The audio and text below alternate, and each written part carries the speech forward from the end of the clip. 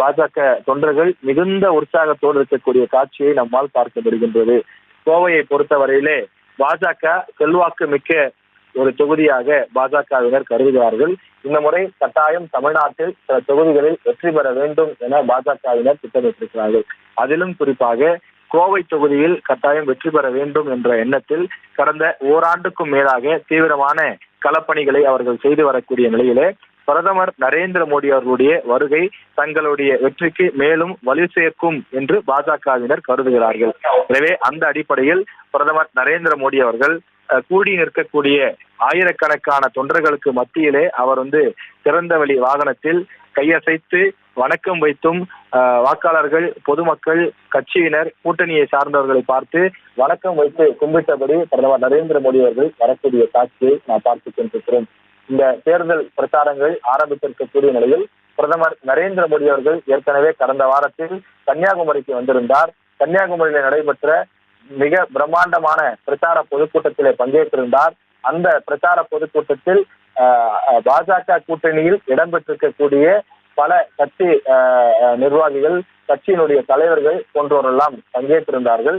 அவர்களும் மேடையில் பேசியிருந்தார்கள்.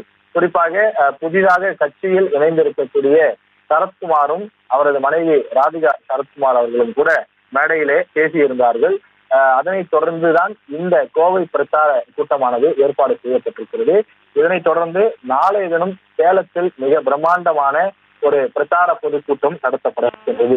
அந்த பிரச்சார பொதுக்கூட்டத்தில் தான் தமிழ்நாட்டில் பாஜகவின் கூட்டணியில் யார் யார் இடம்பெற போகிறார்கள். ஏற்கனவே நமக்கு தெரியும் ஐஜேகே, அதே போல புதிய நீதி கட்சி, தேவநாதன் அவர்களுடைய கட்சி போன்றவையெல்லாம் இதுல இருக்கக்கூடிய நிலையில் மேலும் சில கட்சிகள் பாஜகவில் இணையும் என எதிர்பார்க்கப்படுகின்றது. இன்றோ அல்லது நாளையோ பாஜகவுடைய அணியில் மேலும் சில கட்சிகள் தமிழ்நாட்டில் இருந்து இணையும் என எதிர்பார்க்கப்படக்கூடிய சூழ்நிலையில் அந்த கட்சிகளும் எல்லா கட்சியினுடைய தலைவர்களும் சேர்த்து ஒரு ஒட்டுமொத்த வடிவமாக சேலத்தில் நடைபெறக்கூடிய பொதுக்கூட்டத்திலே கூட்டணி கட்சி தலைவர்கள் இடம்பெறுவார்கள் என பாஜகவின் முக்கிய நிர்வாகிகள் தெரிவிக்கிறார்கள். எனவே அந்த அடிப்படையிலே தமிழ்நாட்டில் பாஜகவினர் ஒரு மிகுந்த உற்சாகத்தோடு பிரதமர் நரேந்திர மோடியை வரவேற்கக்கூடிய காட்சியை நாம் பார்த்துக் கொண்டிருக்கிறோம். தமிழ்நாட்டை பொறுத்தவரையில் பாஜகவினுடைய வேட்பாளர் பட்டியல் இன்னும் வெளியிடப்படவில்லை. அதே நேரத்தில் மற்ற இடங்களில், குறிப்பாக வட மாநிலங்களில் போட்டியிடக்கூடிய பல தொகுதிகளுக்கு வேட்பாளர் பட்டியல் என்பது அறிவிக்கப்பட்டிருக்கின்றது. அதே போல காங்கிரஸ் கட்சி சார்பிலும் வேட்பாளர் பட்டியல் அறிவிக்கப்பட்டிருக்கின்றது. ஆனால் தமிழ்நாட்டை பொறுத்தவரையில் பாஜக, காங்கிரஸ் இரண்டு கட்சிகளுமே தங்களுடைய வேட்பாளர்களை இன்னும் அறிவிக்கவில்லை. அதே போல திமுக போன்ற மற்ற கட்சிகளும், திமுக, அதிமுக, பாமக போன்ற கட்சிகளும் கூட இன்னும் தங்களுடைய வேட்பாளர்களை அறிவிக்கவில்லை. அதிமுகவை பொறுத்தவரையில் இன்னும் கூட்டணியை முழுமையாக நிறைவு செய்யாத ஒரு சூழல் இருக்கின்றது. எனவே இது போன்ற சூழல்கள், அதாவது மற்ற கட்சிகள் கூட்டணி சம்பந்தமான பேச்சுவார்த்தைகளை மிக தீவிரமாக நடத்தி கொண்டிருக்கக்கூடிய வேளையிலே பாஜக மிக தீவிரமான பிரச்சாரம் ஒருபுறமும், கூட்டணி பேச்சுவார்த்தையை மறுபுறமும் செய்து கொண்டிருக்கிறார்கள். எனவே அந்த அடிப்படையில் பிரதமர் நரேந்திர மோடி அவர்களை வரவேற்று இன்றைய தினம் கோவை மாநகர் முழுவதும் திருவிழா போல களை கட்டி இருப்பதாக பாஜகவினர் குறிப்பிடுகிறார்கள். அந்த அளவிற்கு பிரதமர் நரேந்திர மோடி அவர்களுக்கு வருகை கொடுக்கக்கூடிய, உற்சாகமாக வரவேற்பு தெரிவிக்கக்கூடிய அந்த காட்சிகளை நாம் பார்த்துக் கொண்டிருக்கிறோம். இதுவரை சுமார் 1/2 கிலோமீட்டர் தூரம் அளவிற்கு தான் அந்த வாகனம் கடந்திருக்கின்றது. ஏனென்றால்